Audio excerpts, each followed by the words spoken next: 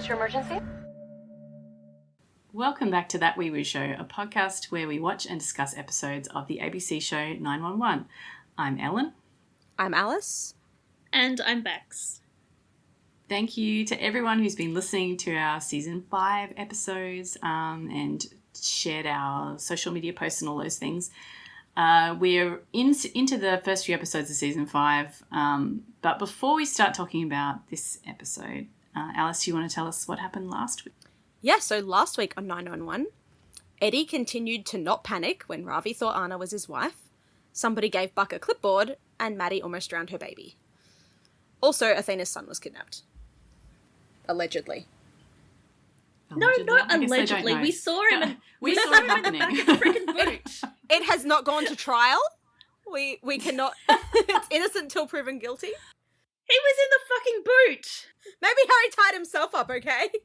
No one knows yet except we don't want to be Jeffrey called at dirty. this point, okay? Allegedly. All right, well, the allegedly element of that is going to be resolved in this week's episode, which is the follow-up from last week's episode and ties in with the title of Desperate Measures. So we had Desperate Times, now we're up to Desperate Measures. The promo that was sent out to all the networks says that as a citywide blackout continues to cause mayhem in Los Angeles, Athena races to save her family from tragedy. Meanwhile, Eddie must make a difficult choice about his future, and Maddie makes a life-changing decision.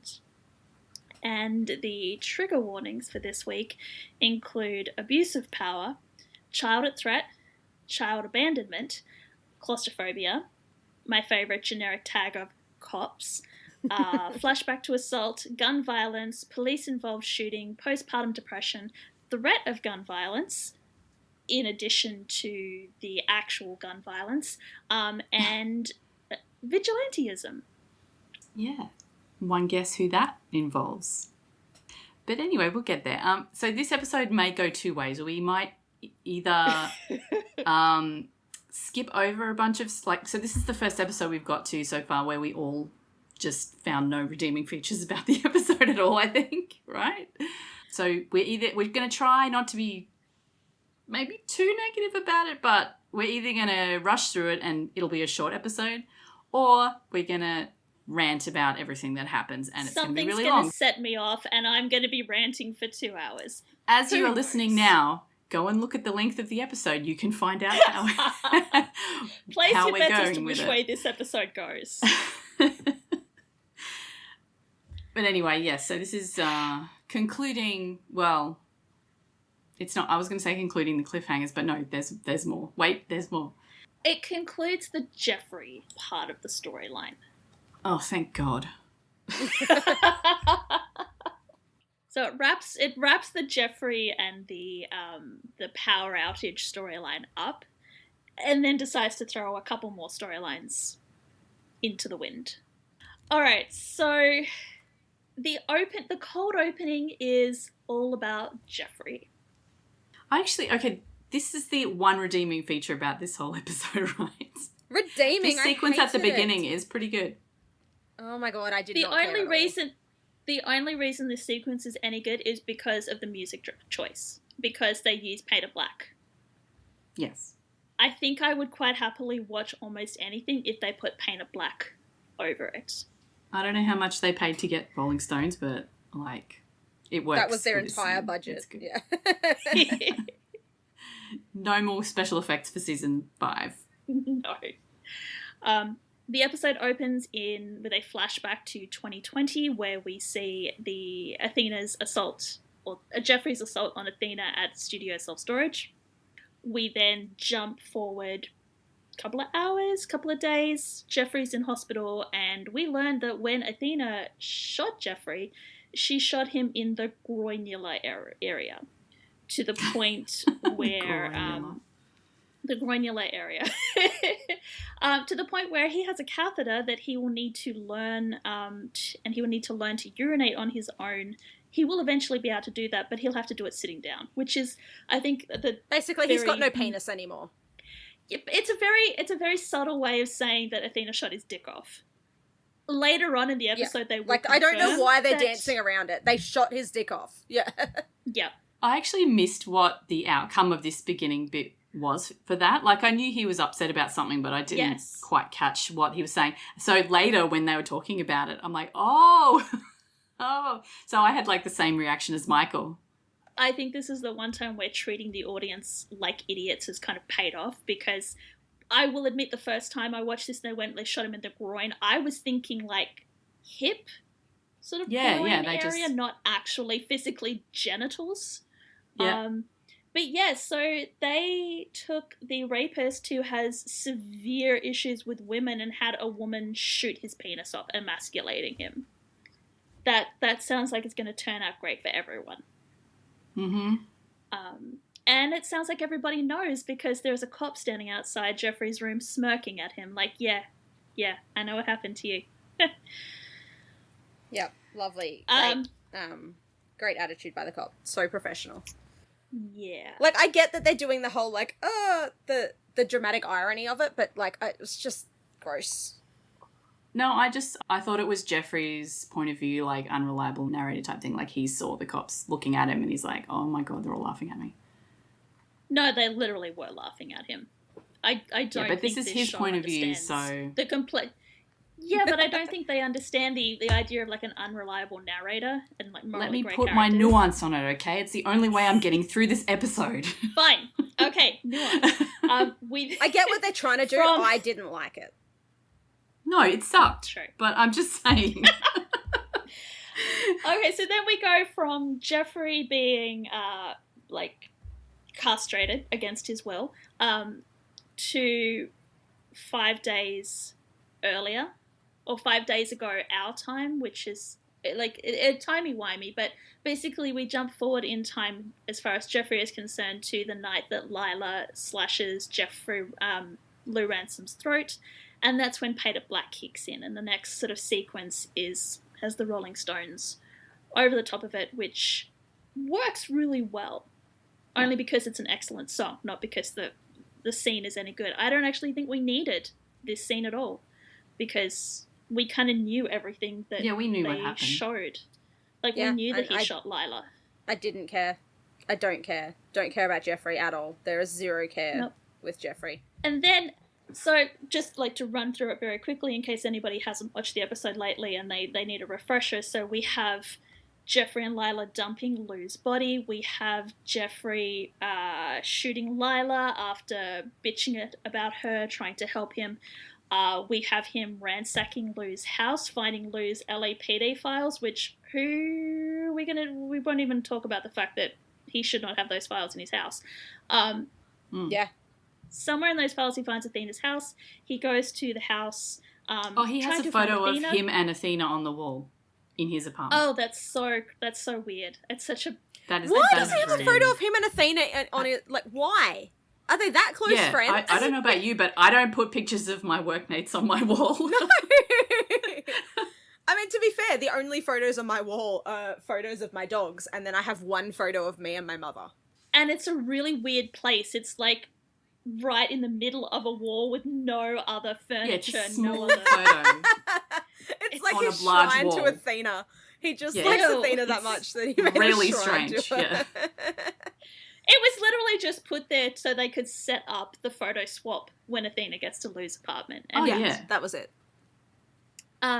Like I said last week, there was lots of, in this entire storyline of, this is the end place I want to get to. I don't care how I get there. I don't care if it makes sense how we get there, but this is what I want the end result to be. So he finds Athena's address. He goes to Athena's house. He does not find Athena. He finds Michael and David hosting their, blackout blowout party. I read that, like, I was skimming it as you were reading. Yes, I know. And I know. I definitely thought it said something about his, like, back being blown out, and I was like, what? And as I was typing it, I thought the same thing. I don't know. There was a disconnect between my fingers and my brain.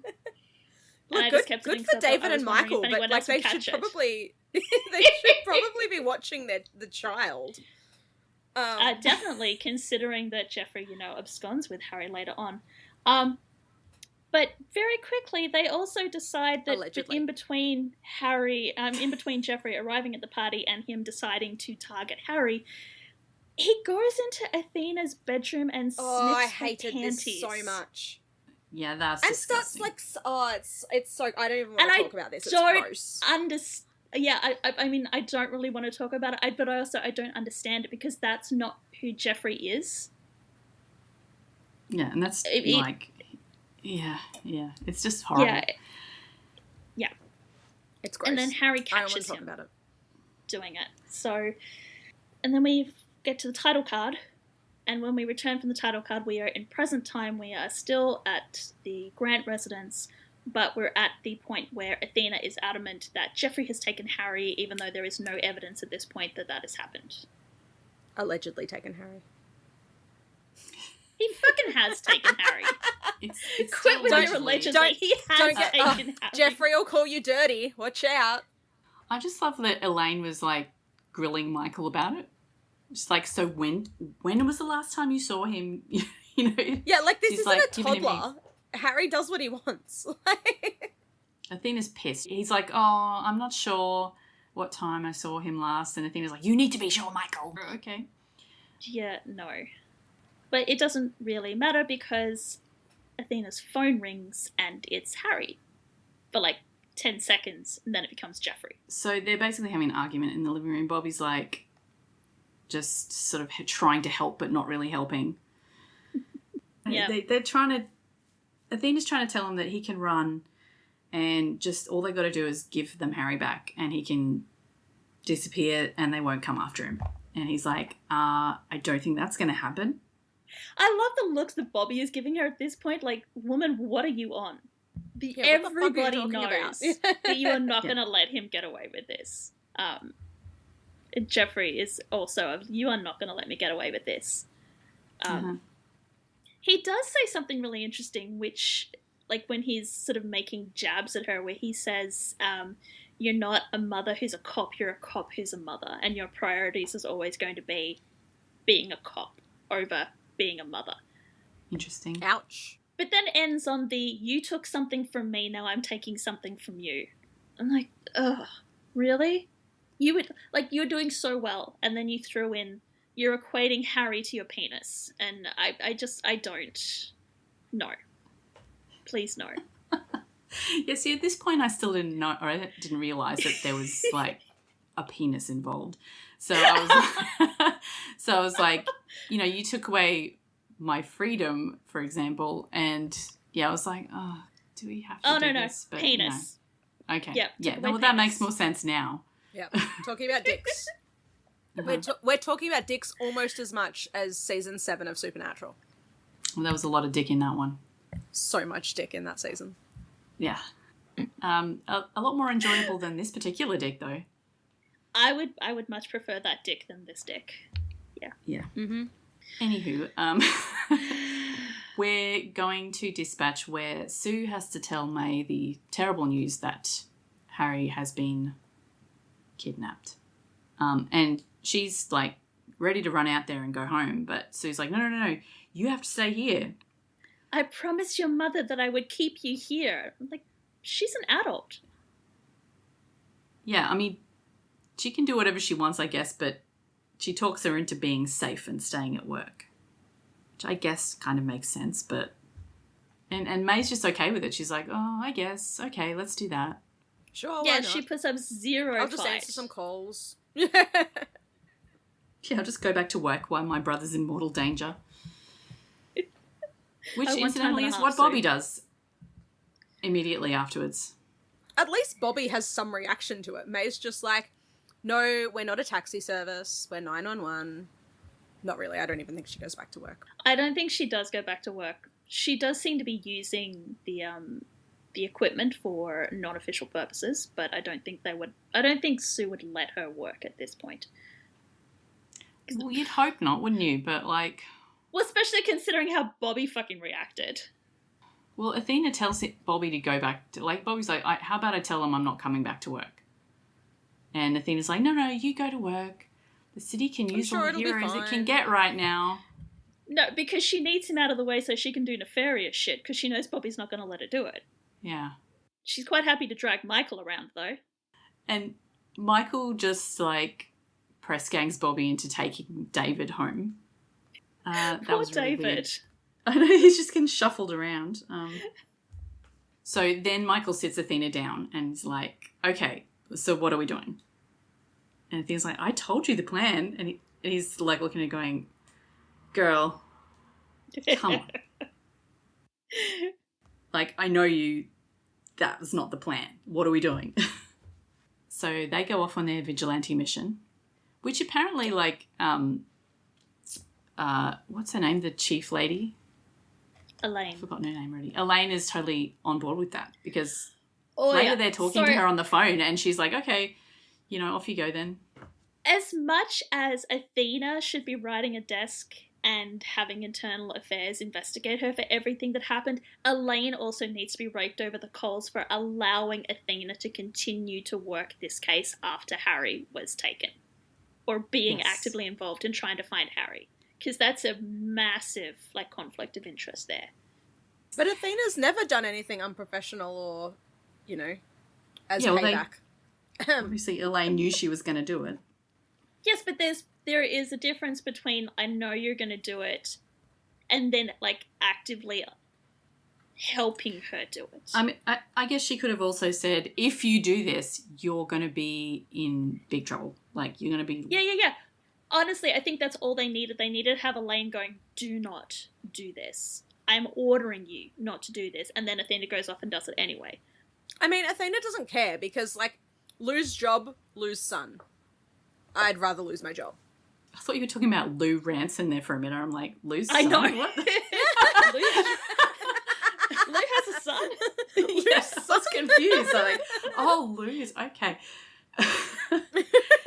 Oh, it's going to be a long night.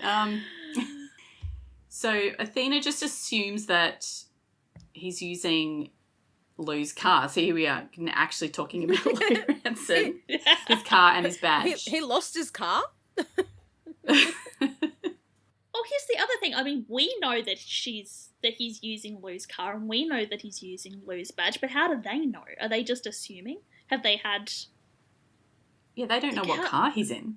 They're just assuming that he got away with. They're just making massive... Like, I'm guessing Lou's car wasn't wasn't where they found him. So they can't find the car, so they just assume that Jeffrey's taken it. I guess so. I mean, they're correct because he is driving Lou's car and he does have Harry in the boot of the car.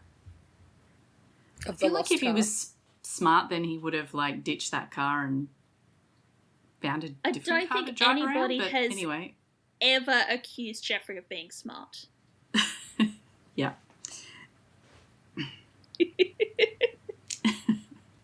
So, speaking of the car, Harry is still in the boot, in the trunk, if you'd like to call it that. He manages to cut his hands free.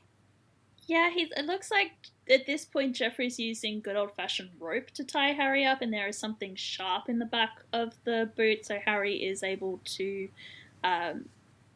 very quickly and very easily saw through to get his hands free, and then he's able to release himself from the boot while Jeffrey's going paint shopping. Yeah. What is this place? It's just like a warehouse that happens to have some cans of paint.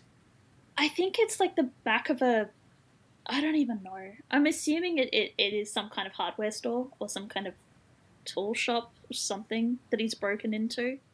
Yeah, I tried not to think about it too hard. It was the magic back alley of paint tins that match perfectly to abandoned houses. It's the official name of the alleyway. It's a really big sign. Mm-hmm. Yeah, hang on. If he was involved in the building of the houses, maybe this is where they store their stuff, like their paint. He's a real estate agent. He's not a construction dude. He would have had like no actual input in the housing estate. Yeah, but he might know where they are. And I don't think we are anyway. It putting doesn't way too matter. much thought into this. The writers didn't put matter. this much thought into it. What matters is A, Jeffrey has procured paint, which will be important for later on, and 2, Harry has managed to escape from the car but has not run away. Yeah, he's hiding. He's just decided to hide under one... Why? Why the fuck didn't he run? Maybe he thought that Jeffrey was coming back imminently. I know why he didn't run, because, you know, this is only, 10 minutes into the episode, and they need the rest of the episode, and they need Harry in peril, and it's really hard to put Harry in peril if Harry is not there. So they need him to be stupid and just hide under the nearest car and, like, close his eyes and hope that because he can't see anything, nobody can see him. Which, of course, does not work out for him, because Jeffrey immediately finds him and drags him out. But also there's someone else there at this point, so it works out for Harry.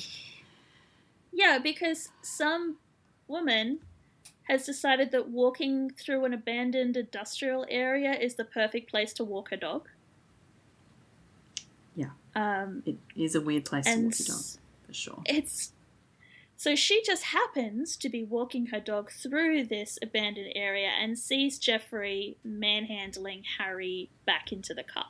And she is there because Harry then yells at her that this guy is not a cop. He's not a cop. He's going to kill me. Please start recording this incident. My parents need to know what happened to me. So this woman does pull out her phone and does start recording. Totally thought that Jeffrey was going to turn around and, like, shoot her. I don't know if he has a gun at this point. I guess he does. Yeah, he points it at Harry at one point during this scene. Yes, he has a gun. So, yeah, I expected him to do something to her, but he just shows her his police badge when she asks to see it and then drives off. So, what I love is that he's like, here's my badge. I told you I'm a cop. And then he stops, picks up the cans of paint, loads them into the boot, and then, like, shoves Harry into the car, as if that's perfectly normal, something that a police officer would do if they were actually arresting somebody. Normal cop thing. Well, I mean... Yeah. It's weird, and the woman knows it's weird. As she drives off, she looks very worried. Mm. And then she goes and posts it on social media. But we don't find that out till later. No. First, we're going to a seemingly random 911 call for a gunshot in the PPZ. The dispatcher has never heard of this. The caller says it's the autonomous cop-free zone. So the 118 get dispatched down to this area, but they are not allowed in because they are part of the government and nobody involved in the government is allowed into the PPZ. Really didn't care about this part. It was weird. No. The only reason I cared about this part was because the 118 were there. This is the first time we see them in this episode. Yes! And I was like, oh, they're doing something. But yeah, I'm guessing this is because the power is out and chaos is reigning in the city. It was a thing during, like, COVID and the George Floyd stuff. Yeah, there was like an Antifa? Never said that word out loud before. Exclusion zone thing set up. And yeah, like they were very much like anti-government, very anti-cops. Yeah. There was a big one in Seattle. It was like several blocks in the middle of Seattle that was autonomous. And to start with, the cops were like, we're just going to let them do what they want to do, but eventually I think the local businesses got jack of it and demanded that the city do something, so they stormed in and took it all down. Yeah, like it was very, very topical at the, like, back when it was a thing, but like now we're 5 years after that. Everyone's just like, what's going on? Yeah. It just, I mean, now it feels a bit like sovereign citizen stuff. Unfortunately, at the time, it was really quite revolutionary because it was so peaceful and they were taking care of everybody. There were like canteens that you could go to get food. There were like lending libraries where you could get, you know, mostly rebellion and revolutionary and sort of anti-cops, anti-government literature, but there were books that you could get. They had supplies for surviving protests and first aid kits for when you got tear gas. You could go and, you know, get some milk to pour on your eyes and that sort of thing. Right. It was very interesting at the time. But yeah, it has kind of, in the intervening years, the perception is kind of skewed. And I don't think it's portrayed in particularly the best light in this episode. No. Well, I mean, it's not that the people who are in there aren't being, particularly violent or anything. They're all getting on with whatever they're doing, but there seems to be a lot of people in there. They're just not letting the 118 come in to help somebody who's in there. Yes. Buck's trying to use a metro station to sneak into the area. Oh, so, nice little foreshadowing there. Hey, there's a metro station in this area. I wonder if we need that information later on in the episode. Nah, I'm sure it'll be fine. So Bobby has just been kicked out of Athena's and has tracked down the 118. And he is just decided that this situation is the perfect place to release some tension from what's happening in his personal life. Oh my God, who let Bobby go back to work? Seriously. So he storms up and he's pissed at the 118. He's like, why the fuck are you guys all just standing around? And they're like, they won't let us in. So he just kicks over the metal barricade and just storms straight through the middle of the PPZ zone.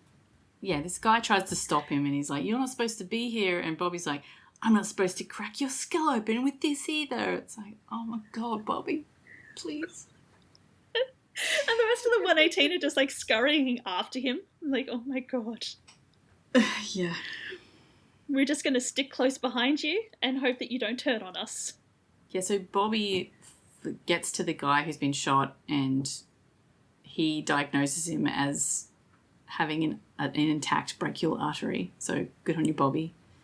Eddie's looking at Chim, or so he's sort of indicating towards Bobby going, what is his problem? I gotta say, Chim's facial expressions in these three opening episodes have been great. Yeah. Well, they haven't had much dialogue. They've got to get involved somehow. That's it. So they go on a face journey instead. Yeah, I'm assuming that Eddie was looking at Buck. Yeah. By the time they get back out to the ambulance, Buck's gently kind of approaching Bobby going on, that was awesome. Not having it tonight, huh? And then he actually tells them that Harry's been kidnapped and they're all like, what? I think that's the last we see of them for a little while. Sadly. Yep. Unfortunately. So, basically it's just Jeffrey's still got Harry. Apparently when he was arresting Harry, and I've got bunny ears going, arresting Harry back at the industrial lot, he shoved Harry into the back seat, but he's actually sick of this kid's crap, because this kid's like, I don't care what you think that my mother is who you have to worry about? You have to worry about my dad. He's going to kick your ass. Not sure which dad he's talking about, but yeah, both of them would very, very gladly kick Jeffrey's ass at this point. So Jeffrey's like, yeah, fuck it, you're getting back into the boot. This time I'm putting plastic zip ties on you because you're not going to be able to cut through those. Ouch. Where did he find those, I wonder? Everyone's just got zip ties sitting around the back of their car? I'm assuming he grabbed them when he grabbed the paint. Like he went on a full sort of shopping spree. Maybe. But maybe he pulled them out from the back of Lou's boot. Who knows? Overthinking. You can't do that with this episode. Okay. This next scene is actually very funny. So we've got Athena and Michael who are doing their double act looking for Harry. They're on their way to Lou's apartment and they're having a bit of a chat about what's going on. So he'd obviously told Athena that Harry had been charging people to come into the house. And Athena's like, it was enterprising. She thinks it's funny. Michael is trying to understand why Jeffrey hates Athena so much. He doesn't understand why this guy could have been halfway to Mexico by now, but instead he stuck around for the purpose of torturing Athena. And Athena's just like, I shot his dick off. Michael's like, you did what? She said, she shot off his junk. I'm like, why? I don't know why they're, like, in this time slot, obviously they're not allowed to use the word penis. I don't know. They're not allowed to use even like, dick or whatever. So. But did she have to call it a magic wand? Yeah, if this had been in real life, she absolutely would have said, I shot his cock off. Yeah. But anyway, they have to dance around what the fuck are you talking about? I think they could have got dick through in this time. Cock, probably not. Dick, definitely. I don't understand why they couldn't have just used penis, because that is like the scientific and the anatomical term. But no, we get TV censor is weird. Magic wand, which just ew. I think that's grosser than cock. Yeah, but I mean they have a nice bit of levity here, I guess, while they're in this very stressful situation where Michael's just laughing because it's poetic considering what you arrested him for, and then you. Athena says he was using it as a weapon. I'm getting like visuals of that I don't really want in my head. Uh-huh. Yeah, Michael's like, you disarmed him. Ugh. She didn't do it on purpose, she says, so okay, whatever. But they get there. Where are they going? Lou's apartment, that's right. They're going to Lou's apartment because they assume that Jeffrey has been using Lou's apartment as a base. And really the only thing they find there is that Jeffrey took a photo that he found in Lou's files of Athena's beaten face, like evidence of her assault, and hung it up on the wall. In the same frame of that photo of Athena and Lou with their medals. In the middle of the wall at a really weird height and a really weird placement. Yeah, it's really strange.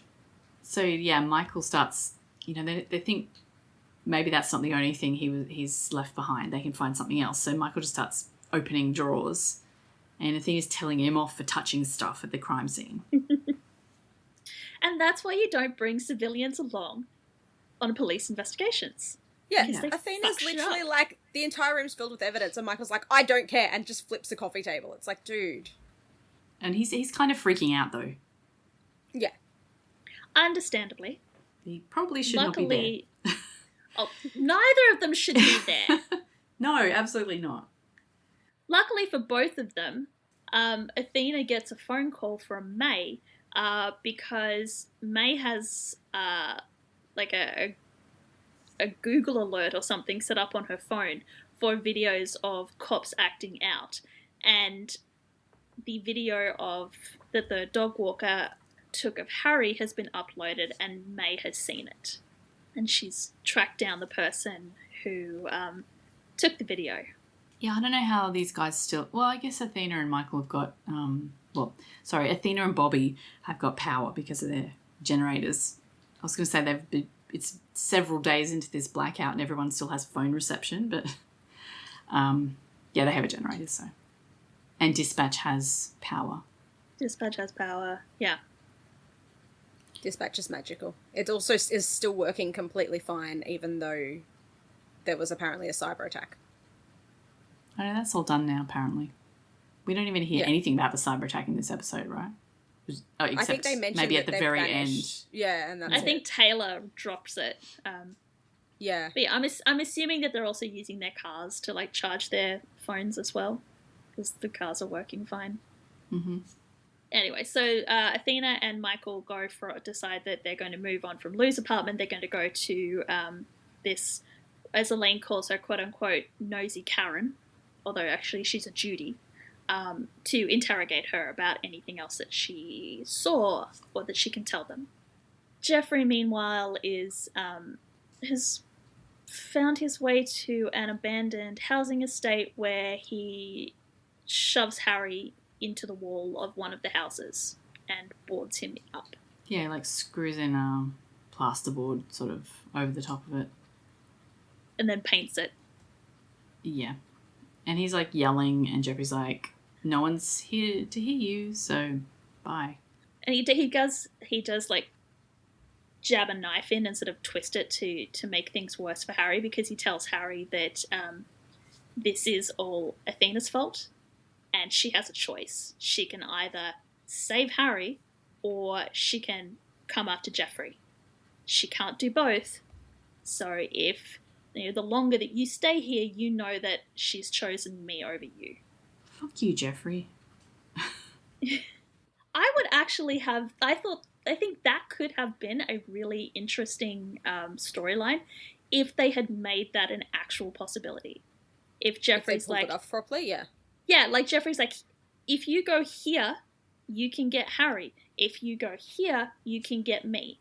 But if you come and get me first, Harry is dead. Yeah, that, like, I thought that it'd be like, oh, look, Harry's suspended over a train and he's gonna get hit, but also I'm about to run away and you have to choose between us. Or and something like, he was just like, Harry's locked in somewhere, he's got, he's running out of oxygen. Yeah. If you come after me, he's gonna die before you, or I've injected him with something, if you don't get to him and get him the antidote, he will die.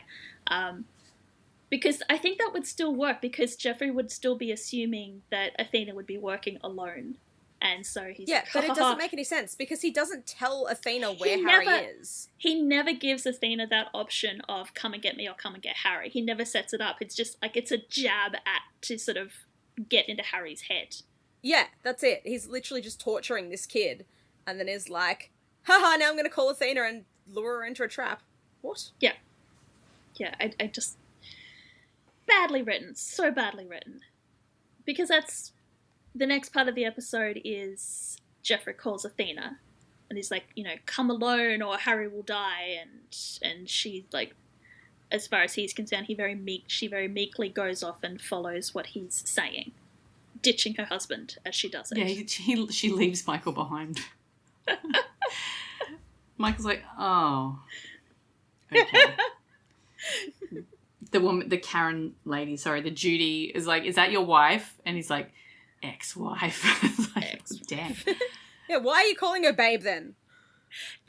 Yes. Yeah, that was weird. Yeah, it was so weird. Old habits. I don't know. Like, did Michael ever call Athena babe? I feel like Athena would be the type of person where Michael would call her babe, and she'd be like, "Don't call me babe." No, definitely. Does not. Bobby call her babe? I'm trying to work out if they have pet names now. He did in the last episode, I think. I think he calls her Athena. Yeah, that's what I mean. Like, that's so romantic of you, Bobby, calling your wife by her name. I'm pretty sure in the last episode he did actually call her babe. Who, Michael or Bobby? No, Bobby. Bobby called her babe? Yeah, when they were on the phone and he was saying to her, I hope you murder your dude tonight. Literally. He called her babe. I might be remembering it wrong, but I'm pretty sure that was in the transcript. I remember when he did it and I was like, why did he call her babe? He never calls her babe. No, there is no babe in last week's episode. Really? Maybe he says baby or something like that. Okay, I'm looking. Baby? Athena calls Harry babe. Oh no, we got Athena calling, we got a baby. Nobody's calling anyone baby yet. Baby. Baby. There was a baby. There was lots of baby. He calls her baby. Thank you. I'm not going crazy. Interesting. Yeah. Athena, like Bobby says, quote, "You are doing your job. Those women have been hurt enough already. Besides, there's a good chance he never even shows." Athena, "Is it bad that I hope he does?" Bobby, "I hope that for you too, baby." That's so weird. Bobby Nash, did you just hope I come face to face with a dangerous escaped fugitive tonight? I believe I did. Well, that may be the sweetest thing that you have ever said to me. Yes, obviously she's into it. Oh, apparently. Okay. She then goes on to say, "I want you to be the one who gets him, except this time don't shoot him in the leg." And Athena says, "Oh, I'm gonna aim higher." Oh, did they just forget that? Okay, the writers are not speaking to each other again. Apparently not, because we've gone from Jeffrey just getting shot to specifically Jeffrey getting shot in the leg and like, oh no, we're actually going to shoot him in the dick now. Yeah, okay. Oh my God. Interesting. No, I think it's the writers of episode 2 were not talking to Kristen, and Kristen has just gone, actually, I want him shot in the dick because that's just much more poetic. Rapist being shot in the dick. Okay, so we've got Michael has been ditched, possibly for calling Athena babe. More likely because she's just received a phone call from Jeffrey telling her to come to a secret location and come alone or your son dies. And wouldn't you know it, the secret location is the cop-free autonomous zone. What a surprise. Which has never been mentioned until this episode. Yeah. Yeah. So fucking stupid. I hate... It's one of my pet peeves, along with when they pick up bags or coffee cups that clearly have nothing in them. When they introduce something, like when it's something long running and they introduce something in that episode, it's just so lazy. Like, if they'd mentioned it even 2 episodes ago. It's not very subtle, is it? Like, if they'd mentioned it in episode 1 of this and then brought it back, I wouldn't have been as mad. Yes. But they literally brought it in 2 scenes ago and then they're like, oh, I'm going to use it. It's like, that's not enough suspense. Like, when they arrive, it's like, oh, wow, I wonder if this is going to come back.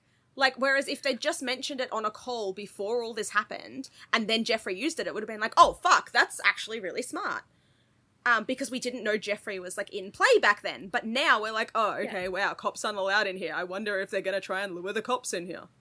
I just keep thinking back to, I think it was season 2 or season 3, maybe season 2, where they had those, like, 4 episodes where they introduced the guy that was fixing the ladder truck in, like, one scene.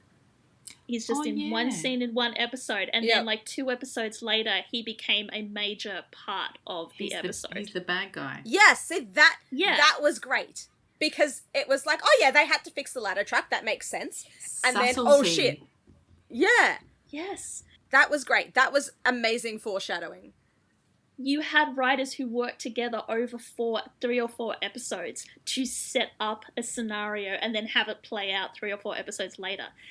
In this situation, the beginning of season 3, each writer is writing their own episode and none of them are talking to each other.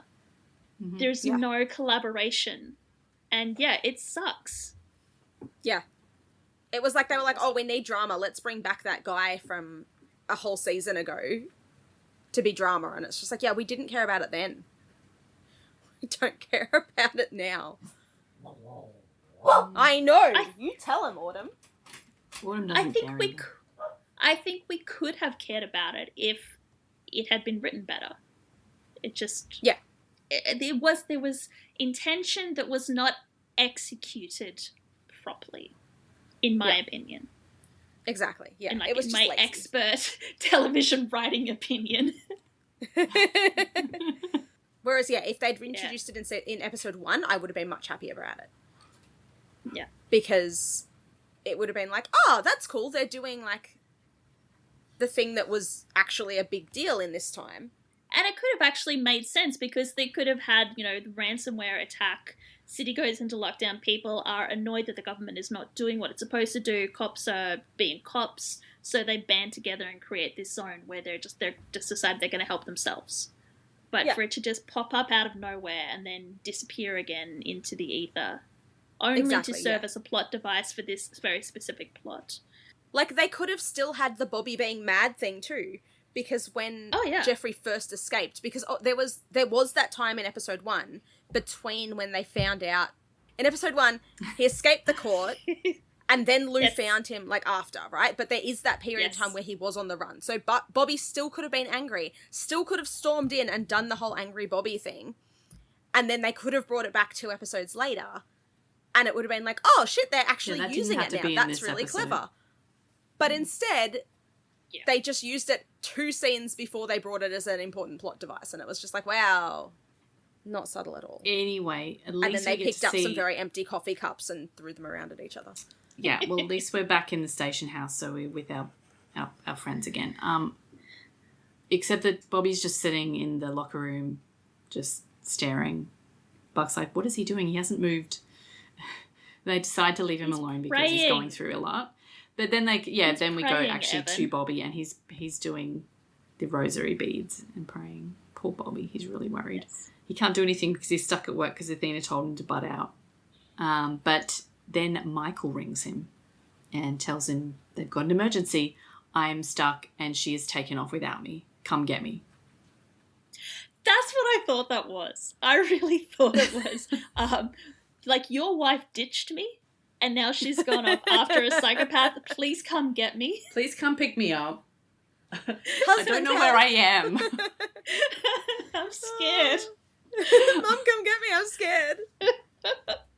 I mean, obviously it's more than that, but in that instance, I guess that's what we were supposed to think, that it was just, come get me. But I don't think they actually do go and get Michael.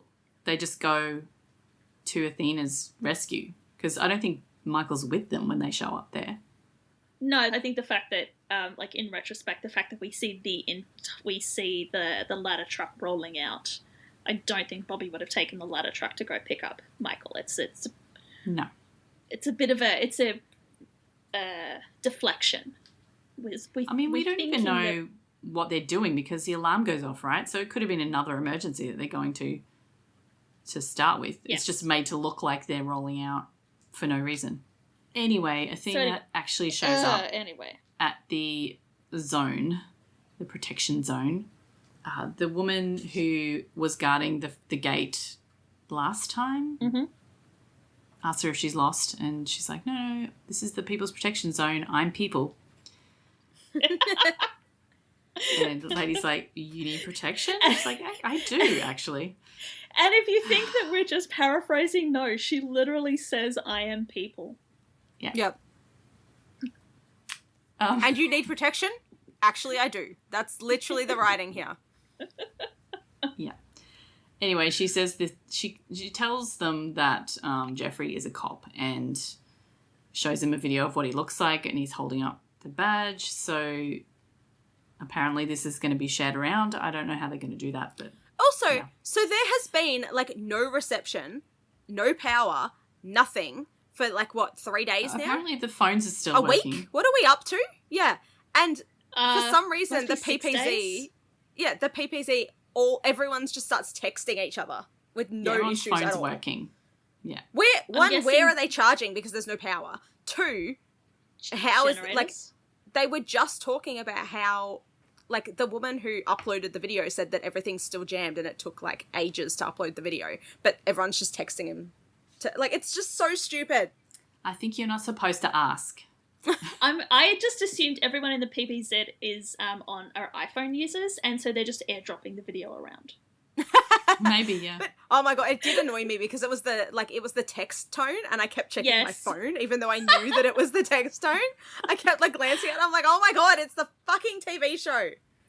I really need to change it from the default text tone, but it's effort. I don't even know what my phone sounds like when I get a text, because it's just on silent all the time. It buzzes when I get a text.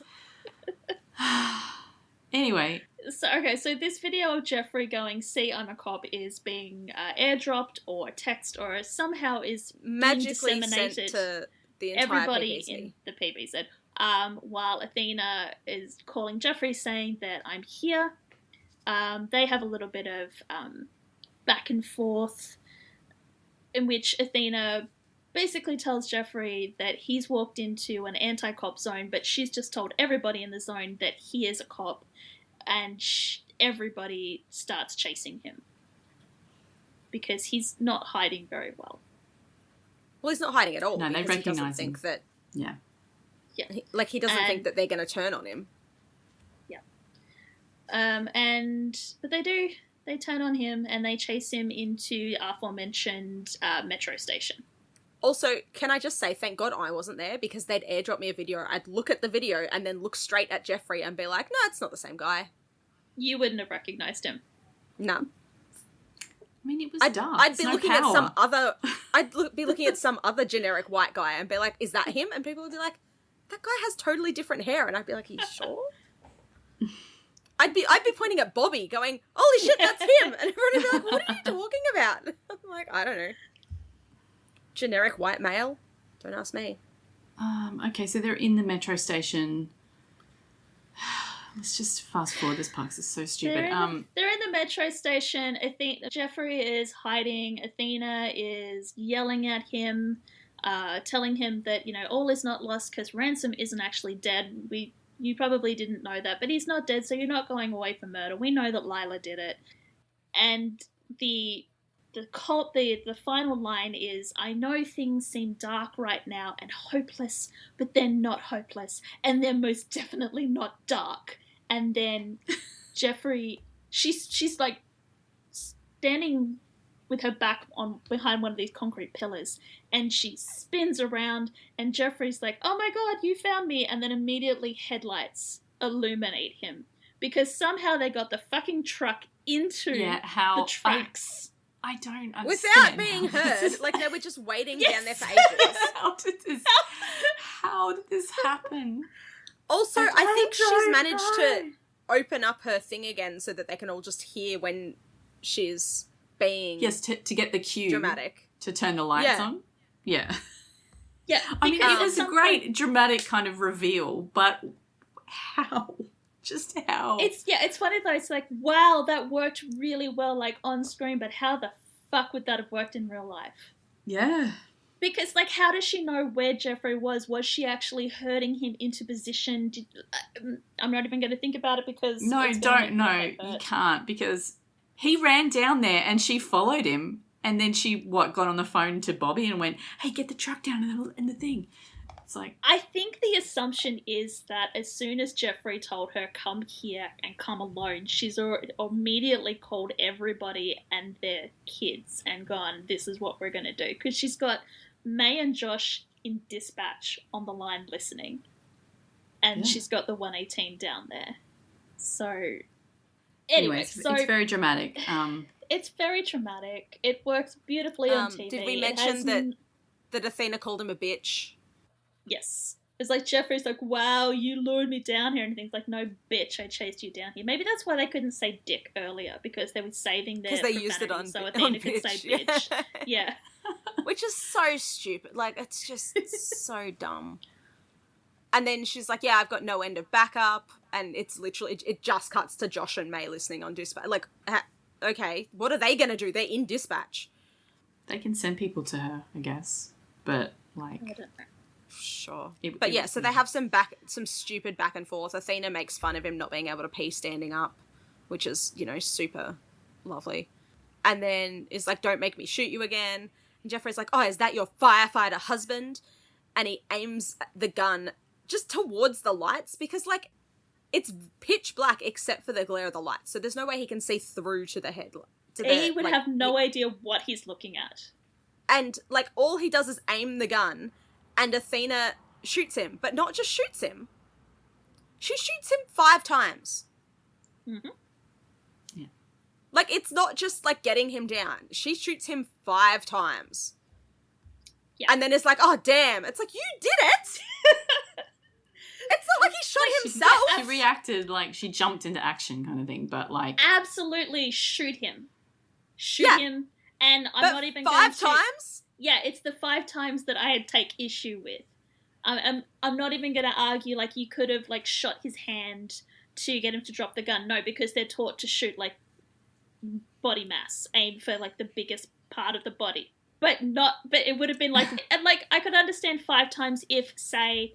the first bullet hadn't put him down, or she shoots him and then he swings the gun to point at her, so she has to shoot him again.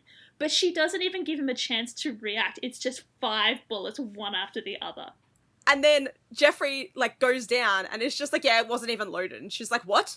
And then she's like, oh, where's Harry? Tell me where he is. Then rounds on the 118 who are out of the truck, and it's like, keep him alive! It's like, you shot him 12 times. What do you think they're gonna do? Like... They also take no action to keep him alive. Like, oh, yeah, they're literally just they're standing there still eating popcorn. And Chim's like, he's not breathing. It's like, Chim, you might want to actually check. And Hen's like, yeah, there's no pulse. Oh, it's like, can you touch him? Like, no. Oh, no, there's no pulse. I think they do... They do check. Him. They do check. Yeah. But yeah, but there's no like, stupid. Hey, let's put pressure on all of the wounds. Hey, let's get some fluids into him, see if we can try and keep him alive. He was shot 5 times. How are you going to keep pressure? Like, she basically shot him through all the essential arteries, and then is like, hey, no, stop all the essential arteries from bleeding out. I don't know. Like- It's just, it seems very like Athena's going, keep him alive, and they're like, no, actually, no. Like, he has injuries not compatible with life at this point. They can't do anything. That's literally what it's called, mind you. That's the technical term, is like injuries not compatible with life. Compatible with life. Yeah. That is actually Accurate. the technical term in the medical field. Which apparently 911 is all about this week, is accuracy in the medical scene. So I'm just keeping them with a trend. Yeah, it's so dumb. So dumb. So then Athena's like shaking him, like, where is he? Where is he? Where is he? Tell me where he is. And of course Jeffrey doesn't, because Jeffrey's fucking dead because you shot him 18 times. Yes. And despite that, like, excessive use of force, and despite the fact that this is her son, Elaine is continuing to allow Athena to work the case. Because we cut back to the police headquarters, and Athena is now on the, like, it's not where's Waldo, it's where's Harry. And Michael is still involved in the investigation too, because why not? If you're letting, Dirty Cop on, you may as well let Dirty Cop's ex-husband join in as well. Yeah, so Athena and Elaine are looking at the board, trying to connect the dots. And meanwhile, Michael is looking at the evidence in the little bags. And he finds some keys in the pile of stuff. Apparently, the real estate office that he worked out of was broken into a few days ago. But there was lots of, apparently, other businesses around the area were broken into. And he's like, why would looters hit a real estate office? And then Michael is the one who connects these particular dots and asks if any of the keys are missing from the real estate office. Because they found a set of keys on Jeffrey. So they figure out that... So, no, they don't even figure anything out. They ask May. Yeah, because they don't have an entire... As the young person with the They Google don't have skills. an entire police department to, do research and look into anything. No. May is sitting in dispatch doing nothing, so they get her to, Google stalk Jeffrey and where he worked. She finds a housing development in nearby Valencia. So everybody's off. I like how when they get there, Michael he says to Bobby, I have keys, and Bobby's like, we don't need keys. Because we don't need roads. Because Bobby is in the battalion car and he doesn't give a fuck about stopping to open that chain link fence in front of the housing development, because he's in like Wreck-It Ralph mode, and he just smashes the battalion car straight through that chain link fence. And I'm looking at it going, Bobby, they just fixed that. Please don't destroy the battalion car again. Yeah, that's right. I don't know why Athena has called in, or the cops have called in the 118 to help with this. Oh, the cops didn't There's no call fire? in the 118. Bobby has called in the 118. He's like, my stepson is missing. Y'all are going to help me find him. Or you're going to be on, like, toilet duty for the next month. I mean, I'm glad they are involved because I've been missing them because they're not in this episode much. But in reality, they probably... None of these people would be doing this, No, right? Absolutely not. None of them. It would be LAPD doing this. Athena would not be allowed there. Michael would not be allowed there. Bobby possibly would not be allowed there either, even if they did call in LAPD, because also that's his stepson, too close to the situation. Anyway, they search the houses. They can't find anything. They're not sure what to do next. And then Buck finds a can of paint. Okay, Buck. But now Bobby's like, check for wet paint. It's like, well, how are you connecting these dots? It's so weird. And then I love that it's like, check for wet paint. So, like, there's 10 people in one room at this point, and they all start searching they that happen room. to be in the room. Yeah. Yeah, and it just so happens to be I that have room. to go back.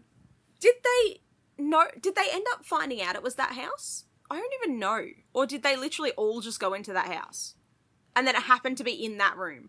And like, it's a housing development with houses being renovated. And Buck's like, I don't know if this wet paint, like if these paint tins or anything in a, housing development that's being made. I'm sure these are the only... And how did he know what paint colour? Because they all, like, that's not how paint colour works. It also dries different. So if it's wet, it's going to look different than the dried paint on the wall. But they're not looking for a paint. They're not looking for a colour. They're just looking for wet paint. It's white. No, white is not always white. I had just recently had to paint my lounge room white. I had like 4 different shades of white all along, trying to decide which shade of white I liked best. That's not how white works. Yeah, but I don't think it matters as long as it's wet, right? It's dark. Yeah. It's dark anyway. Who cares what colour white it is? How did Jeffrey know what colour white was going to match, and then it wouldn't have matched that well? Can I just say I love that I'm not the one ranting in this episode. I've just given up completely and Alice is up on the soapbox. I have been in too many rentals and had to repaint too many rentals for this to not piss me off. Because I had to go to Bunnings, I had to get the paint match, and then it looks different, and so you have to, like, either paint the whole wall or you have to feather it out, and feathering it out takes a lot of time and a lot of different coats, and, like, it takes a long time. You can't just paint. And he only painted that part of the wall. It's not like he painted the whole wall because there's still graffiti all over it. Yeah, I don't think he was thinking that hard about it, honestly. I don't think the writers were thinking that hard about it. The writers were not thinking. Because if it'd just been like random white paint that he'd found, because I doubt he went to whatever it is, Lowe's or whatever the Bunnings equivalent is, Home Depot? Paint matched this Home Depot. There you go, thank you. I doubt he went and paint matched it, and then even when you paint match it, it looks different when it's wet. And then they're just in the room, like the random room, all of them. There's like 12 people in this room standing around, and then Buck's like, "Oh, I found a tin of paint in this place that's got shut down while it was being built."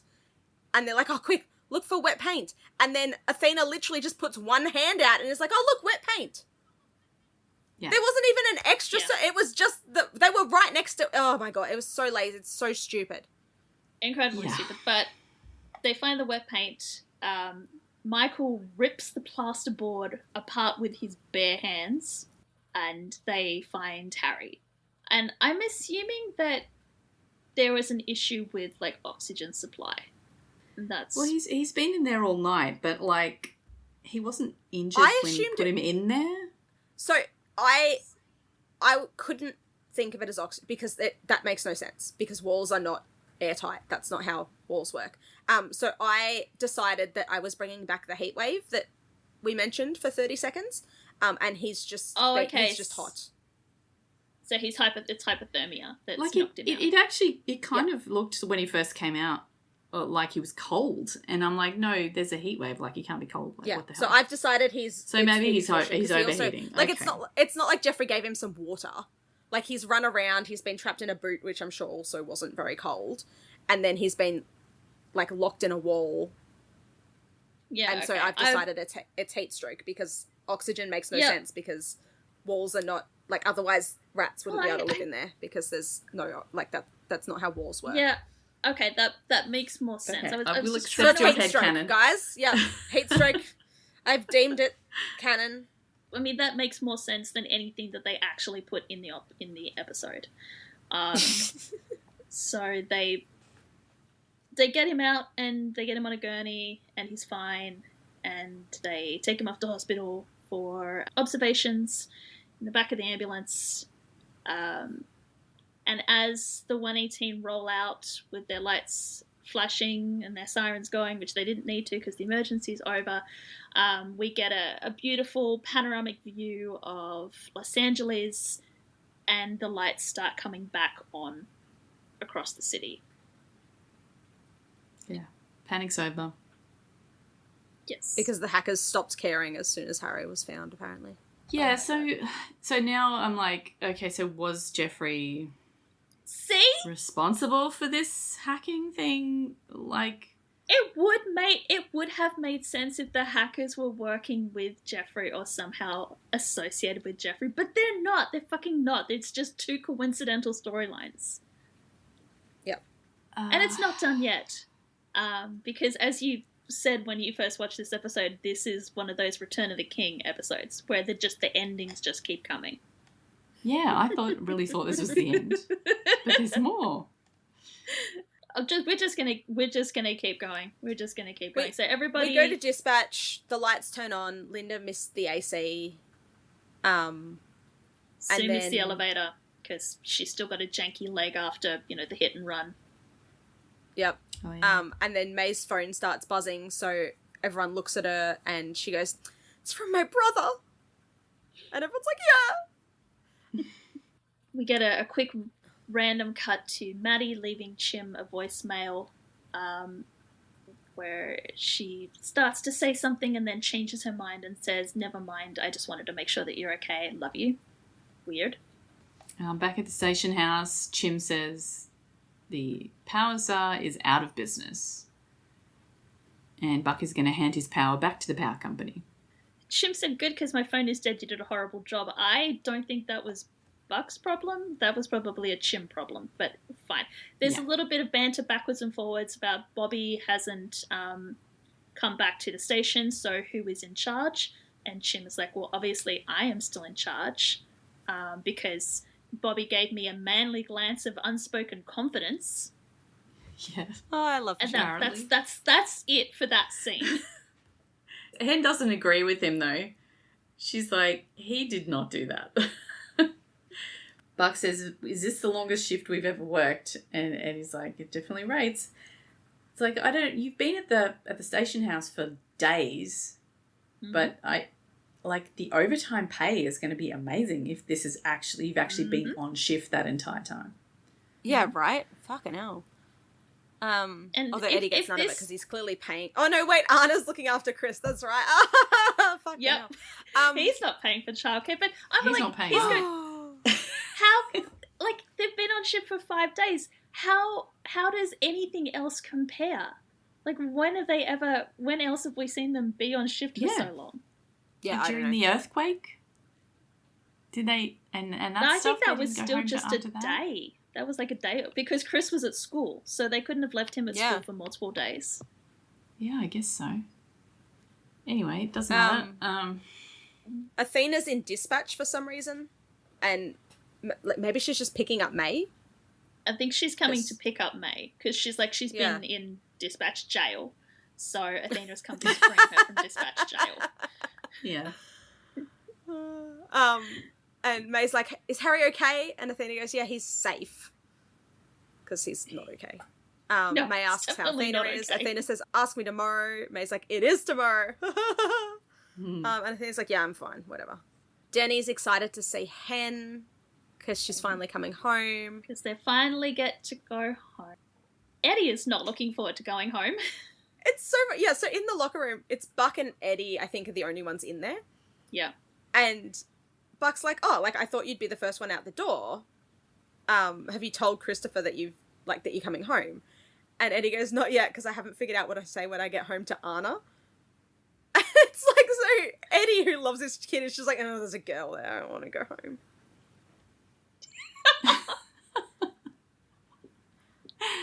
It's literally that.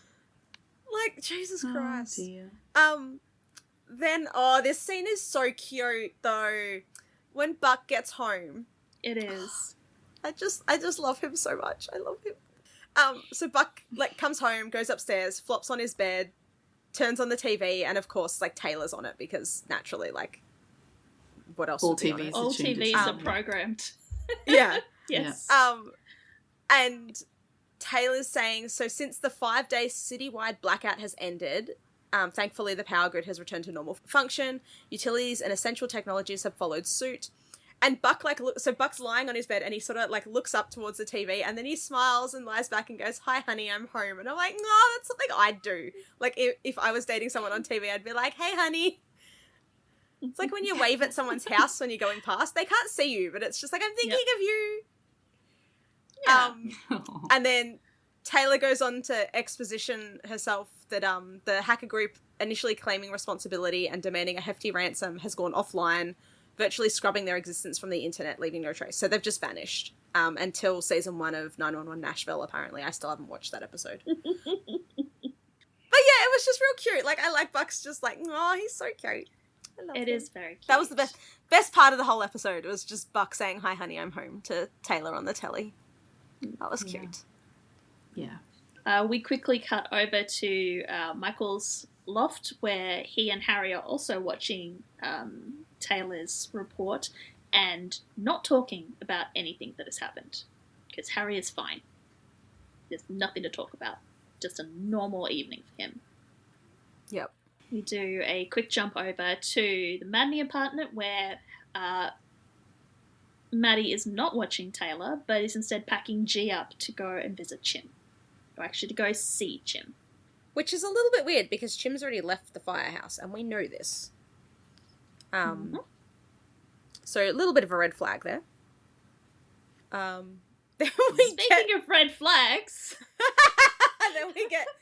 Oh, God. This entire scene is a red flag. I feel like Ellen was already starting to get, like, the whole thing about how, like, Eddie Diaz needs to stop tormenting the women of Los Angeles, but, like, now you see why it's, like, a whole thing. So we're going to break this down because this I was mad. I was mad at Eddie after this. It's so bad. So bad. But also I think this is the scene where I relate the hardest to Eddie in the entire show. Like, I've watched the whole show, and this is where I relate more to Eddie because, like, I'm not a parent. I was not in the army. I don't have the daddy issues that Eddie has. Not saying I don't have dad, they're just not the same ones. I'm not religious. Like, I just don't usually relate to Eddie. Disappointing my parents, I got you, Buck. But Eddie's brand is a whole different type. This scene, I related so fucking hard to Eddie. Alright, so let's set it up. Eddie has returned home, and he and Anna and Christopher are sitting around the table eating, and Anna is filling the silence, making inane small talk about how canned fruit is actually really good if you, like, add some seasoning to it. So add some lime and chili. Which actually sounds great. Like, I would eat at Anna's house. There's muffins around. This is Eddie's house. There's muffins around. There's, like... So Anna's been here for 6 days. Are we at 6 days? I'm going to call this day 6. Too. So this is like a week, right? Yeah. So she's been here for a week. She's been looking after Eddie's child for 6 days, at least. And yeah, so Anna and Chris are having a great time. They're snacking on all these things. There's muffins. There's all sorts of stuff. Chris is eating. Eddie's like, yeah, it's all good. Great. You didn't have to cook all this, though. And Chris is like, let's make brownies next. And Anna's like, yep, I think we should probably clean the kitchen first. And then Eddie just looks at her. Eddie looks at her and goes, maybe you should go home first. And it's literally like record scratch. Like, Anna just like looks up at him like, what the fuck? And Eddie immediately backpedals. I'm looking at Eddie going, what the fuck? Eddie's like, I mean, you've been stuck here for days. I'm sure you want to get back to your own place. Have some time to yourself. And Anna's like, oh, yeah, right. Yeah, yep, but I'm not going to leave you with the disaster in the kitchen. That is not what he meant. He was not thinking of her. He was very much, get the fuck out of my house. It was so get the fuck out of my house. And I have been this person where, like, someone just will not leave and you don't want to be like, I'm so sick of fucking looking at you, but you also just want them to get out of your house. Like, I feel this in my bones. But, I mean, yes, but Eddie has not seen her for a week. No! He hasn't seen her for a week. She's just been there. He's just come home and she's there. No, I still fucking relate to this. I had a friend in high school who would just, like, it was post-high school. As soon as we got our license, she would just be at my house and I would, like, come back from work and she would just be in my house. And I was like, please just fucking leave. Ooh. Like, I just want to lie down and not hear your voice for a minute. Anyway, yeah, so she says the kitchen's a disaster. Chris agrees that it's a disaster. It's so cute. He's so cute. Chris is the best. So Eddie and Anna go into the kitchen and Anna's immediately fawning, like, oh, I'm so sorry, I know this place is such a wreck. And he's like, yep, don't worry about it. She's like, you've been working nonstop, you shouldn't have to come home to all this mess. As if, like, they haven't had power for 6 days, so, like, how is she gonna... I mean, I guess they had water, but still.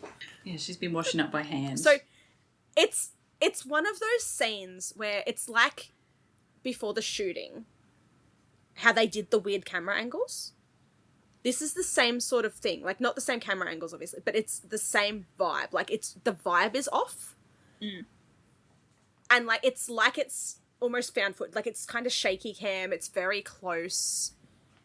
And, yeah, Anna's just prattling on. And it's very much, seconds before disaster. So Anna's going on I bet the dishwasher's working now. Don't know what I miss more, whether it's the dishwasher or the refrigerator. And it's Eddie if she just keeps talking, she can stop Eddie it won't from happen. doing Yeah. what's yeah. Mm-hmm. Yeah. And Eddie just is like, Anna. Yeah, he keeps Stop. calling her Anna. And she's like, oh, the air can... She's like, who are you talking to? Who's Anna? Anna? Yeah. And finally, Eddie goes, Anna, stop, we need to talk. And so Anna stops and goes, those 4 words. And then he goes, maybe we should sit down. And I love... And I goes, why? Oh, This is so the good. most... I love her This is so the much. most This is the personality. most personality, yes! They've stored up all of Anna's personality for this scene because Eddie says maybe we should sit down and she's like, why? You're not going to pass out or anything, are you? Your heart rate's not going up, is it? Because she 100% clocked that the panic attacks were because of her because she's not stupid. Yeah, so she has clocked it. It's and clearly she didn't want to leave Chris. So good on Anna, but fucking hell, Eddie sucks. And Eddie's just like, oh, what do you mean? And Anna's like, you know what I mean. I don't want you to panic when you think about me or when you think about a future with me. I can't take that. And Eddie's response is, I thought that it would work. I liked the idea of us. Chris loves you. I just thought that eventually, and she fills in the blanks, eventually you would too. Yeah. And Eddie's like, yeah, I should have said something sooner. And Anna's like, yep, you probably should have. Well, sorry about the mess, but I guess it's your mess now. And then just, leaves. So Eddie's like, oh, yeah, I guess it is. Anna does say that he's an amazing and, is he? But then she's like, I'm just gonna go say goodbye to him. And then walks over and says, adios, Edmundo. And I'm glad that you picked this too, Bex. The subtitles and the transcripts both just say, speak Spanish. It's just his fucking name.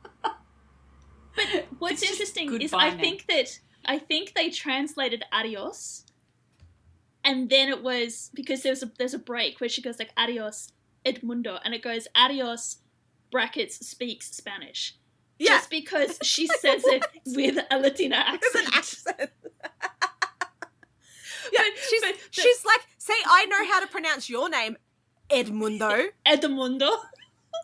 But what's even better is that Anna out. Before she says that, she goes over to him and Eddie is at this point, he's backed himself up against the fridge. He's got his arms crossed against his chest, full defensive mode. And she's trying to rub his arm or hold his hand or do something affectionate. And if anything, it just makes him clench tighter. He looks like he's about to bolt. Yeah. So yeah, she mic drops. She goes Anna out. Anna is very fawn. Eddie is definitely flight. Oh yeah. In this scene, anyway, because Eddie has been known to fight, but he's definitely flight. He just wants to get the fuck out. But unfortunately, it's his mess now. And then, she walks kisses out. Kisses Eddie on the cheek, walks out, and then you hear her start to talk to Chris. Because she's a good person and wants to say goodbye, even though Eddie probably should have had the conversation with Chris before, just kicking Anna out. And then we as the audience, we stay in the kitchen with Eddie where we see him start to tear up. And I'm like, what the fuck are you crying for, Edmundo? You don't get to cry. You're the bad guy in this situation. Stop terrorizing the women of LA. You're the one who strung this poor woman along for free childcare for weeks. And now that you don't need her anymore, now that you're back, you don't even let her stay for an extra day. You don't give her a pity fuck. You just immediately kick her out of the house. I mean, to be fair, we still don't think they've even kissed. Yeah, so. I don't know why, but I was trying to give him some kind of justification as to why he would do this immediately. And the only thing because Buck told him to. Yeah, Buck the told only him thing to. I could think about was that fic that we read the other week where Buck said, I don't think, like, you know, we can't do this while you're going out with Anna. And so he went, okay, I'll break up with her. I mean, that's pretty much canon, like. But no, it's literally because Buck said, I've been the Anna in a situation and it sucks. And so Eddie's gone, oh, well, if Buck thinks it sucks, then it's probably a bad thing, so I should probably fix it. But, I mean, this Buck doesn't approve. To do it immediately as soon as he gets home after she's just looked after Chris for a whole week. It's like, that's cold, this man. Poor woman, Like, come on. Eddie was so careful not to introduce her to Chris for so long as his girlfriend. So she gets introduced to Chris as his girlfriend, and so she's thinking, oh, I'm actually, you know, getting somewhere with him. She introduces him to her entire family. He entrusts Christopher I don't with know, her did for they even make it to the That's thing? actually a really good point. Yeah, well, that was right before all the blackout and stuff, right? So maybe they didn't do that part yet. All right, but so she had the intention of introducing him to his entire family. She thought she had him on lock. She thought he was the one. And then he starts having panic attacks and she's like, oh, fuck. Because, like, the panic attack was one thing. And then at the station house, when he's just like, oh, yeah, Ravi, show this woman around. Show my housekeeper around. She totally noticed that. No, Buck noticed it and she noticed it. Anna got done so dirty. Like, you just know that Anna went back to her friends and is telling them. And they're like, it's totally that Buck guy, right? Like, he's hooking up with him, surely. So, yeah, fuck Eddie. Leave the women of LA alone. I mean, I would quite happily take him off their hands. Would you, though? Because you just have to look after Chris for 5 days and then get the fuck out of his house, so... I don't need him as a boyfriend. I don't even think these two kissed, so... We'll just do math. I'm not sure what you're expecting. Lots of math. Lots and lots of math. I'm good at math. You're so close, Specs. You're so close. Anyway, speaking of shitty boyfriends, let's do a 180 and talk about a non-shitty boyfriend. My beloved Chimney. Oh my God. Poor Chimney. So Chim gets home and he's like, oh, is it ironic that all I want to do is close the blackout curtains and go to sleep? That's not how calls out irony for Maddie works. because there's... Yeah, no, he's just listened to Alanis Morissette too much. Is it because, like, he wants a blackout? Is that the irony? Because it was a blackout. He's, like, trying to... Yeah. Yeah. Ugh. Yeah. I don't know. That's a bad joke. Anyway, he calls for Maddie and there's nothing. There's no sounds, there's no G, coos, there's no Maddie. So he starts looking around, but then his phone rings and goes, oh, hey, what's up, Cap? And he's been called back into work. And Ravi is very guiltily. Ravi is... I think he's supposed to be working, like, to clean the engine trucks, but it feels like he's loitering, waiting for Chim. Yeah, like, Chim's like, Ravi, why are you still here? Ravi's like, yeah, I was waiting for Cap to get back. And Chim's like, yeah, he just called me in. Where is he? Ravi's like, yeah, upstairs. So Chim runs upstairs. The camera work is... I will give them kudos for this. So we follow Chim upstairs, so we're seeing sort of Chim's point of view. When he gets to the top of the stairs to the loft kitchen, we can see the top half of Bobby. We can see that he's standing by the table because we can see the legs of the table, but one of those massive wooden ceiling beams is kind of obscuring the rest of our view. And it's not until Chim kind of rounds the beam and we follow Chim around the beam that we see that it's not just Bobby by the table. There's a capsule on the table and G is in her capsule on the table. And it's so, like, Jim's, at first he's really happy to see her. He's like, gee. He's so yeah. cute. He's like, Ji-yeon, what's my daughter doing here? And, like, he totally misread the vibe here. Yes. Yeah. And Bobby's, like, very solemnly, like, yeah, so when I came back to wrap the shift, she was here. Jim's like, oh, Maddie was here. Well, he's like, not Maddie, the baby. And Ravi's, like, skulked into view at this point, because Ravi was the one that talked to Maddie. Ravi was the one that Ravi explains that her mother dropped her off. And Jim's like, what, with you? Ravi's like, well, I was the only one here. And Chim still hasn't got it. He's like, I don't get it. Where's Maddie? And Bobby's like, she's not here. And then Ravi says, she asked me to give you this. And just hands Chim, like, an iPad. Yeah, and I'm going, wait, did Maddie give Ravi an iPad with a video loaded onto it to give to Chim? Or did she, like, airdrop Ravi a video and he's handing Chim, like, his own tablet to watch the video? Yeah, right. Like, Maddie took her their iPad from home into the station, and now Chim has to take it all the way home again.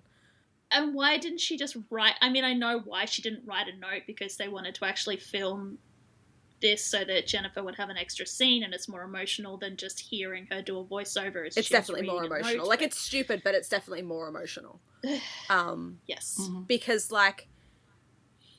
Yeah, so she does this big emotional video about, like, I'm sure you're confused and hurt.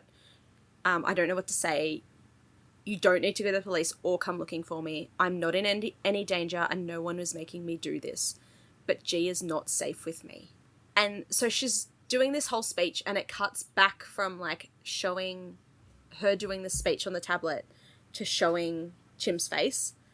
And I hate that they torture Chim, but Kenny's so good at playing tortured Chim. Yes. Yeah. If there's anybody that can pull off the really heavy emotional shit, it's Kenneth Choi. Which is why they keep torturing him. Yeah.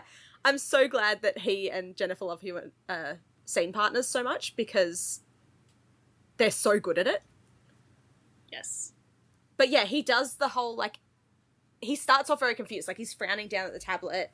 He looks at Bobby, like, all confused, and then goes back to looking. And then as her speech goes on, he just breaks down. Yeah, Maddie was on her own for far too long during the emergency. Like, I know they had to do this for the drama, but why, where were the Lees? Like, they have other people. I think the thing is, like, Maddie was so deep into it that she couldn't pull herself out. Okay. All right, so then scenario 2, and I know that this is a TV show and everything in this episode was for the drama, but if we, were to inject a little bit of realism, why didn't Chim go to Bobby and go, hey, I need to, like, not be here right now. I need to be home with Maddie. I'm taking medical leave. I know it's an emergency, but I really need to be at home. Bobby would have gone in a heartbeat, go home. Yeah. And I know that that's not how it works in television, but it just... also, like, maybe no one realised how bad it was. And if anyone asked her, she probably said, no, I'm fine. Well, Chim... don't worry about me, Chim, I'm fine. like, at the start of episode 1, like, Maddie was like, oh, it's just the meds that I'm like, it's just a reaction from the meds. Because, like, Chim knows that she's bad, but, like, she's seeing a therapist, she's on medication.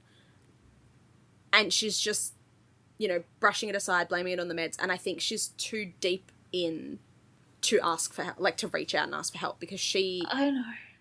Obviously they're doing this because JLH is pregnant and has to go on maternity leave. But... yes, that's the other thing. They needed to give Jennifer some time off. But yeah, I think, like, she was already struggling, and then after she almost drowns G, she spirals. Oh, no. And, like, when you're spiraling, you're like, I can't do... Like, she's run. And that is her reaction. I am not questioning, like, everything that happens to Maddie, 100%, except that. I just don't accept what was happening around Maddie. Like, I don't accept that they didn't... You're shaming the support. If this were in reality, I would have been...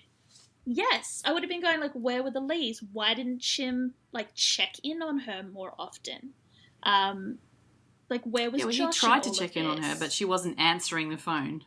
Why didn't he fucking go home? Like, just say to Bobby, like, hey, I need to run home for a little bit, or I need... Yeah, it's not Maddie herself that I am upset with. It's the storyline that I am upset with. Oh, hindsight, absolutely. He would have been like, fuck, I should have just gone home. But yeah, poor Maddie just is at the stage where she's all of the things that were for the drama in this episode, this is probably the worst, the most egregious for the drama. I will almost accept the fire truck on the train tracks before I will accept this one. I don't know, man. That's pretty weird. Pretty out there. We don't know too, because there was was it a 4-month break? So like Chim may have been using the Lees to check in on Maddie, and Maddie may have cracked it and been like, stop, like, I know what they're doing, stop it. Because you do, like, when you're deep in as well, you do lash out at people and you don't want people to care.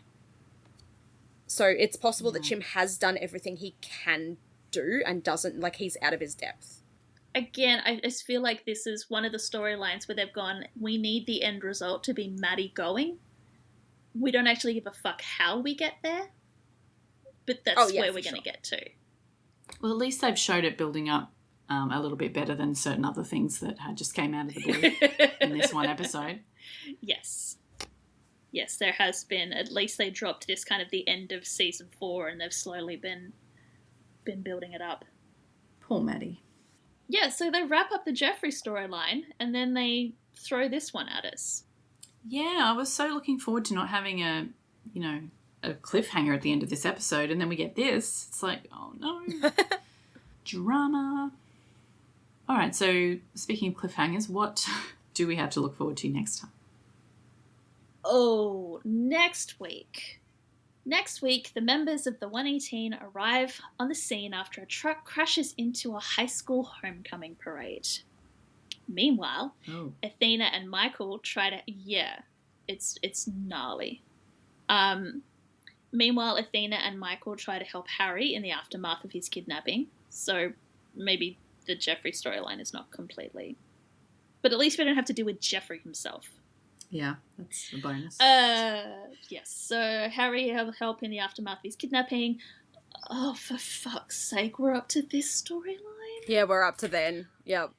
May is intimidated by a returning call centre legend, and Bobby gives a devastated Chimney advice regarding Maddie. And our tags. Brace yourself, there's like 5 lines of tags. Bullying/hazing. Car accident, specifically truck versus crowd, also very specifically causing mass injuries and fatalities.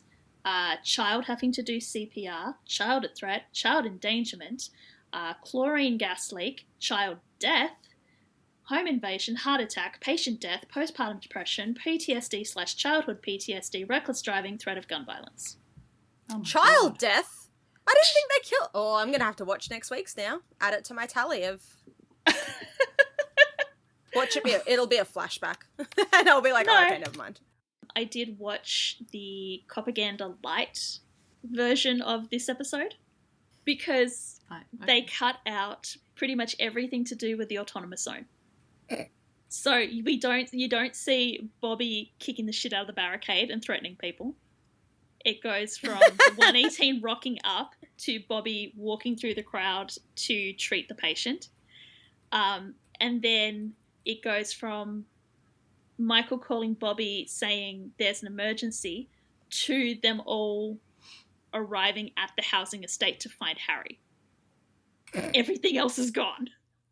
So basically the whole episode was just Eddie breaking up with Anna and Yeah. It was just them. It's like they had all of the stuff with Harry and Jeffrey, but almost none of the Jeffrey and Athena stuff. Wow. Okay. So they managed to get 3 episodes down to an hour and a half. Wow.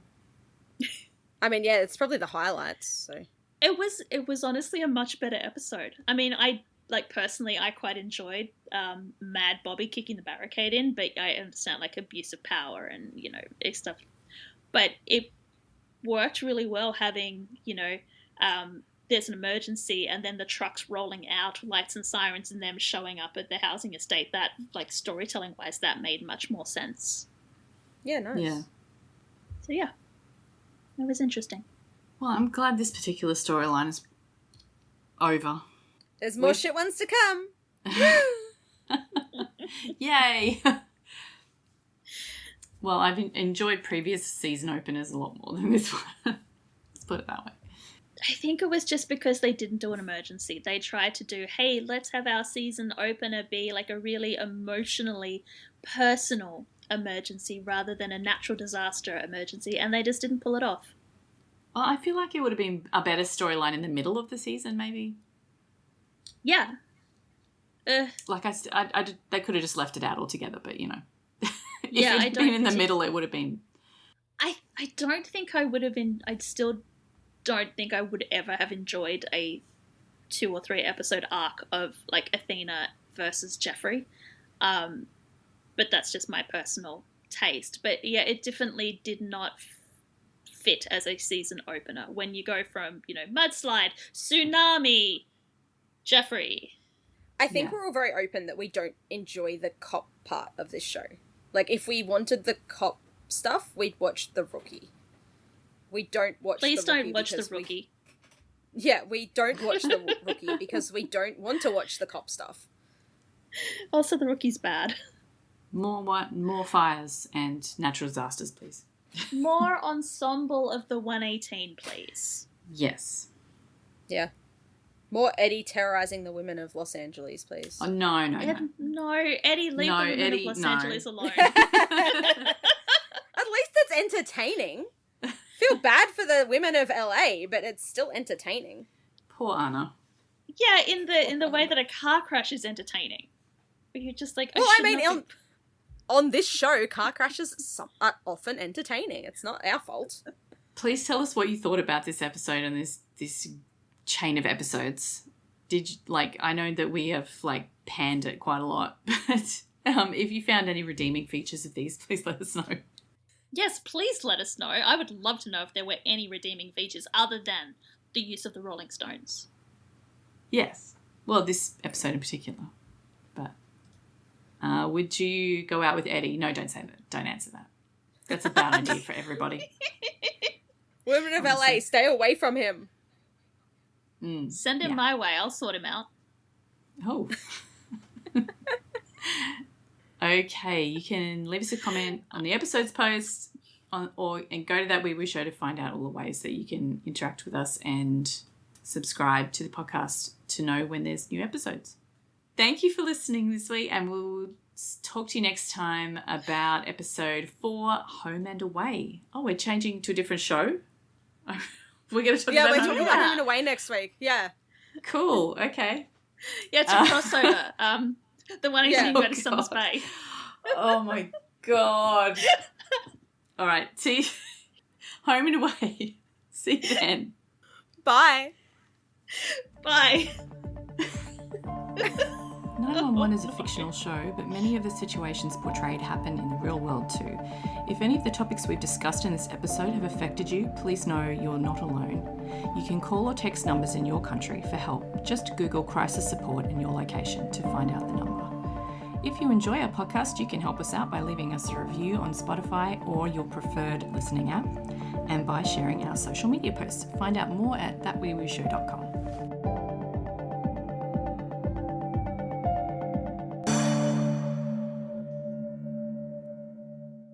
Sorry, Bex, were you going to say something before? No. Okay. Bex is like nothing relevant. Nothing that I would want broadcast on the internet. Okay. Yeah. Don't care. Meanwhile, I think 30 minutes of this episode was us breaking down the Eddie breakup scene. Yeah. Like, we spent more time on that than any of the rest of the episode. Oh, that was actually interesting. And, like, good writing. But it was just funny acting. when we were trying to work out how to say Anna, and I was like, oh, I'll look up the breakup scene because I remember her being in the breakup scene. I don't remember what fucking else she's in. And he just calls her Anna the whole time. So I'm like, oh, it's Anna. And then he goes back to calling her Anna. And we're like, okay, I have no fucking idea what this woman's name is. Eddie doesn't even know what this woman's name is, and he was allegedly sleeping with her. At least she undressed him once. Allegedly. She dressed him and alluded to undressing him, but did it really happen? Who knows? Yeah. Or were they just doing math? Strip math. Every time Eddie got a question wrong, he had to take clothes off, and he's really fucking bad at maths. Yeah, so Eddie was completely naked. Anna was just putting clothes on. Oh. Yeah, once you got completely naked and you kept going, you had to put clothes back on again, is that what you said? No, Anna was good at maths, so she was putting clothes back on and Eddie was completely naked. I can imagine that, like, every time Eddie loses a piece of clothing, she puts that on, so she's got her own clothes on, then she's got Eddie's clothes on top. Yes, exactly.